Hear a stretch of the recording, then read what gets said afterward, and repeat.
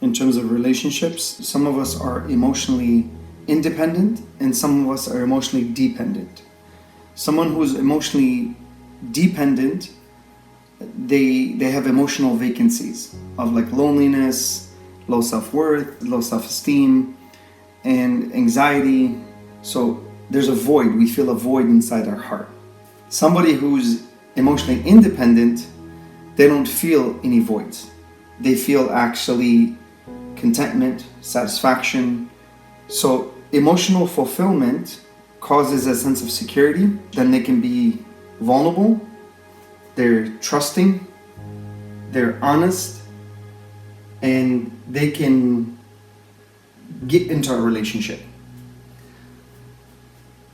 On the other side, when I have emotional vacancies, I seek attachment to become secure so I can come out of my own mental prison. I need an emotional crutch.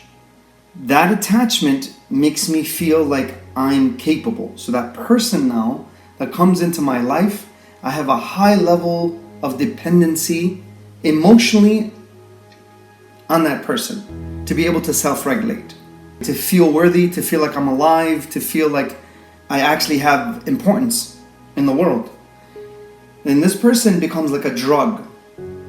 They give me that attention that leads to me coming out of my own mental, emotional prison of the anxiety, of the low self-worth, and I begin to experience new emotions because of this person. Now, what happens then when this person makes a mistake or begins to pull away a little bit? My whole emotional structure that I've built, it's so fragile that it collapses in like seconds because I don't want to get hurt. So this person almost has to be like a god. They can't make any mistakes. The second they make mistakes, I become distrusting again. Why? Because my past history has dictated to be in that perspective. I have to be careful. Now, how does one who is emotionally dependent become emotionally independent? How do they create that security? First, they have to become completely honest with other people and themselves. That honesty will create trust, and that trust will create security. How do I create that security? That's within. That has to come from within. There's a source within, not out, that has to be set up first, which is your relationship with yourself. And yourself has a dependency on what? What is that source? If you figure out that combination of your relationship with yourself and your relationship with your source and what your self is dependent on, then you become secure. You become honest. You become trustworthy. When that happens, then I can love someone else. Why? Because if I truly find that security, which is my relationship with ultimately a higher being, a higher power, because that higher power is consistent. They never pull away from me. They're always there when I need them. They're always available and they're always helpful. When I choose to see reality for its truth, I will figure that out. Now from here, when that happens, when that relationship happens, and now I attach myself to the right source, which is internal, not external, I attach and I feel accepted. I feel the mercy, I feel the love, I feel the attention, I feel everything that I need within me.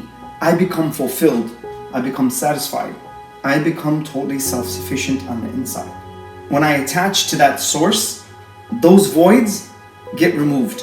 The second I do that and I attach properly, I plug into the right sustenance that provides my emotional vacancies, the right emotions to feel complete on the inside, I feel now emotionally independent.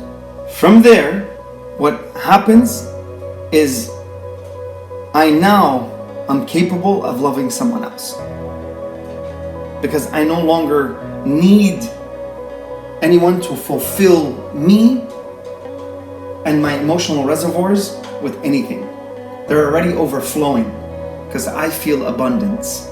When I feel abundance, then I can go into true love, which is I can give without wanting anything in return, because I don't need anything in return. When that happens, that is true love. And imagine two people, they don't need each other, they want to serve each other. I don't have an emotional need or an emotional dependency. I have a want to serve.